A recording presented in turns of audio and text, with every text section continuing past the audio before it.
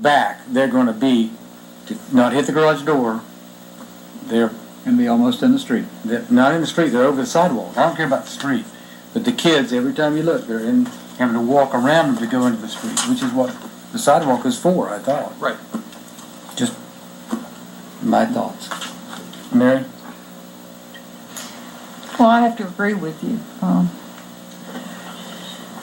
I'm just trying to figure out how we'd, work that, whether that setback, you said that's actually what we have right now in existence? This amendment right now is the frontage. It's changing the red line right here, the frontage, the width of the frontage, and then it's changing the lot width dimension. We're not changing the setbacks for the structure with this amendment.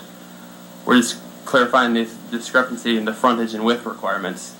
But that's something you want us to look at, is that setback requirement in this area. We can look at those for future amendments. And Just ride through some of the developments, so especially like Dunlop Hill's a prime example.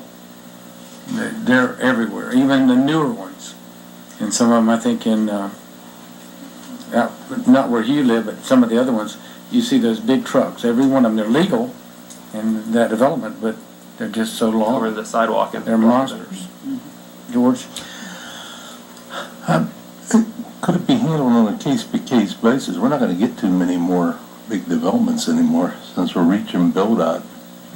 I was thinking when they come in front of us, can we handle it then? Or can't we? Well, if you're bringing a development in here, I mean, you want to know what those setbacks are. They're maximizing the property as it is. But, if it's already there, I'm just telling you it's wrong. All these years we've done it wrong. I keep complaining about it. And I know I keep moving them back, but if this is an existing one, the bigger the smaller the lots, the bigger the house, the more conflicts you have. Mm-hmm. That's all there is to it. Town Park you're talking about? Town Park? Town Park, Dunlop Hills, go to any of them. They absolutely are filled. There is nothing left. The kids are always in the street. Always. All right. Well, I think there's where we come to the trade-off issue, right? Because when you have smaller lots, then you want to have more open space at a different area, which I don't know if that ever occurs either, but that's the general thinking, right? With coming in with smaller lots. Yeah. And basically with that money that's given for the small lots, we can go ahead and do improvements to actually have places for them to play elsewhere then. Right. I think we need to clarify, come back, Tim, to what we're talking about on this one.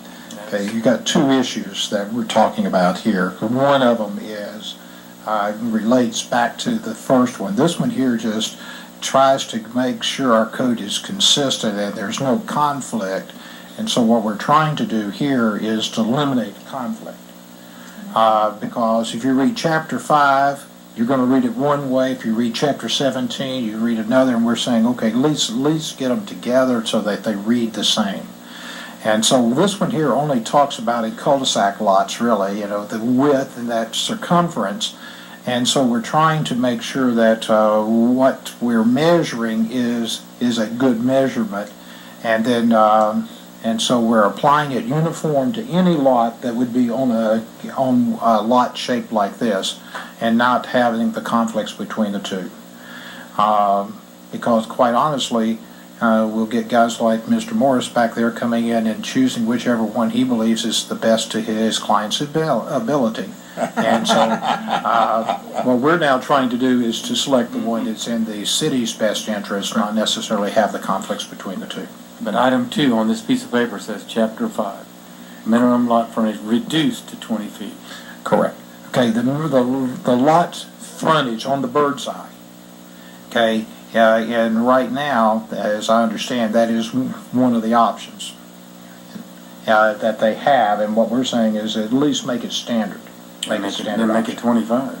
Well, you've got subdivisions that are already platted out there, and you sure don't want to make them non-conforming. Yeah. That's very cool. All right. Any other questions? No, Let's go back to the first item, because this one we had a lot of discussion with, and go back to the PCA district. Okay, PCA is a very specific zoning district. This is the Karasi property west of 95, west of Williamson, in that location. So what you're now talking about is a very specific zoning district and the rules within that zoning district. So this one here would only apply to that zoning district. So I want to be sure we got that. And part of the discussion that we were having is to be sure that there is a recorded instrument that when that lots that are selected for this particular lot coverage would be notated, and it would be somewhat different, so it's not necessarily every lot within that subdivision would qualify for that, as I recall our discussion. So when they purchase the lot, they would know that there are these restrictions on the lot and there are things in place. And we'd even talked about how do you control, someone coming in and wanting to construct larger patios or things of that sort. Those would be very specifically noted that these lots have been set aside for the housing impervious unit versus one of the other amenities. And so that's kind of how we had discussed handling that, and I've got the attorney for the individual that had made this request sitting in the back of the room, and he may want to address it. But we had a lot of discussions about how to handle the administrative side of this particular issue, so that you would not constantly coming back. Now, that cannot see every resident has the right to come before you, but if you have that notation, that lot had that special restriction or something like that, at least the council that is sitting at that time would know what this council meant when they said you could use that particular lot for that particular purpose.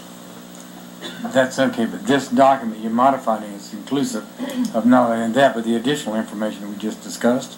Well, there are two different issues. I understand, this is one issue. So this is one issue, and that bird's eye on that front is a separate issue. I understand. Let's take this part. Do y'all have a problem with this one? Anyone have a problem with this one? We don't have a problem with that one. You can go surfing now, Jim.